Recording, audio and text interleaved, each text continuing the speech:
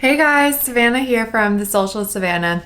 Today I'm going to be giving you the 3 reasons why you can't scale your Facebook ad account. Now, whether you're running your own brand or if you're like myself and you run ads for clients, you sometimes run into that tricky situation where no matter what you try, you really can't scale past, let's just say, $1,000 a day or $10,000 a day. Scale means something a little bit different to people depending on their level of spend. In my experience of dealing with clients, these are the 3 reasons that I've found that ad accounts can't scale. Number 1 reason is that you don't have the right creative. We all know, or at least I hope you know after watching maybe some of my videos, that the number 1 thing that makes an ad account scale is having the right creative strategy. For my clients, I'm testing new video creatives on a weekly basis, generating lots of UGC, and testing a lot of different ad concepts to see what sticks. If you aren't creative testing, then you really have no chance at scaling your ad account. If you're trying to scale,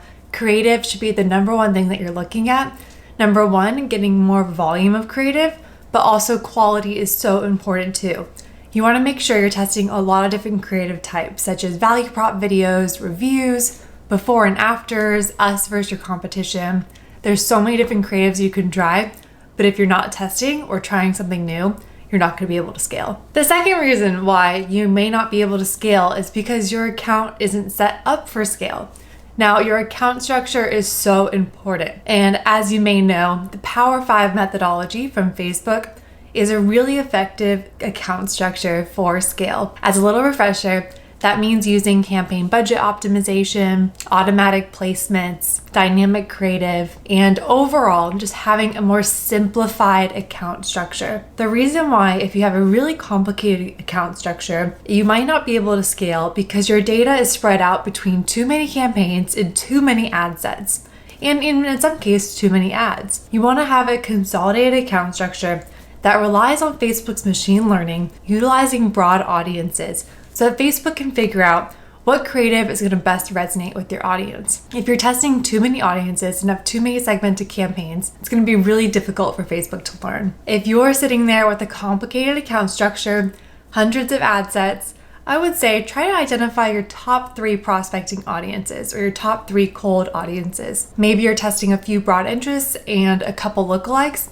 Leave it at that, have a consolidated account structure, and then focus on rotating creatives frequently and figuring out what creatives are going to convert that audience. The last reason why your account might not be able to scale, which is probably the hardest reason for business owners to come to grips with, is product market fit. At the end of the day, Facebook advertising is advertising. Essentially, what you're doing is trying to meet people where they're at in terms of their demand. You're showing them a cool video of your product, and if they want it, and if they think it's a good value, if they think that your product is better than the competition, then they're going to purchase. However, you want to make sure that your product and offer is competitive. And what I mean by that is make sure that you're being honest with yourself. Is my product something that has mass appeal? What is the value props of my product? And why would someone purchase my product versus my competition? How am I displaying these value props in my creative?